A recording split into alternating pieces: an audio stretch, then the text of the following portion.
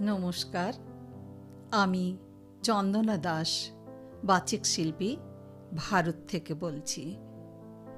আজ আমি কাজী নজরুল ইসলামের লেখা একটি ছোট গল্প রাজবন্দির চিঠি থেকে কিছু নির্বাচিত অংশ পাঠ করে শোনাচ্ছি।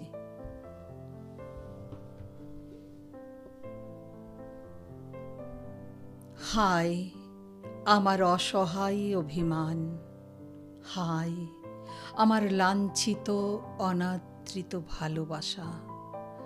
আমি তোমার সে প্রশ্নের উত্তর দিতে পারিনি, দেওয়া উচিত হতো না। তখন আমার হিয়ার বেদনা মন্দিরে যেন লক্ষ তরুণ সন্ন্যাসীর ব্যর্থ জীবনের আর্ত হাহাকার আর বঞ্চিত যৌবনের সঞ্চিত ব্যথা নিবেদনের গভীর আরতি হচ্ছিল। যার জন্যে আমার এত ব্যথা, সেই এসে কিনা জিজ্ঞেস করে, তোমার বেদনা ভালো হবে কিসে?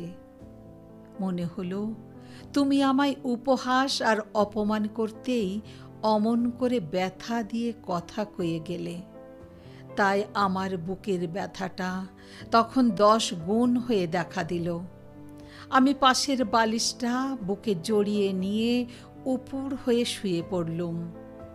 আমার সবচেয়ে বেশি লজ্জা হতে লাগলো, পাছে তুমি আমার অবাধ্য চোখের জল দেখে ফেলো, পাছে তুমি জেনে ফেলো যে আমার বুকের ব্যথাটা আবার বেড়ে উঠেছে।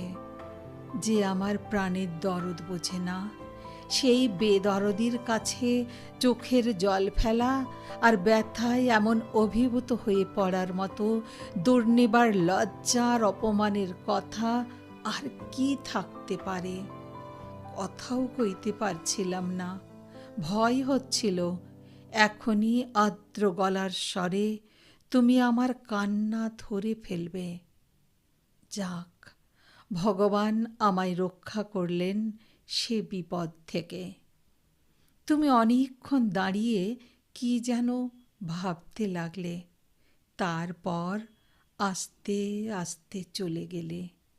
তুমি বোধহয় আজ পড়ে হাসবে যদি বলি যে আমার তখন মনে হলো যেন তুমি যাবার বেলায় ছোট্ট একটি শ্বাস ফেলে গিয়েছিলে। হায় রে, অন্ধবধির ভিখারি মন আমার! যদি তাই হতো, তবে অন্তত কেন আমি অমন করে শুয়ে পড়লুম তাই একটু মুখের কথায় শুধাতেও তো পারতে।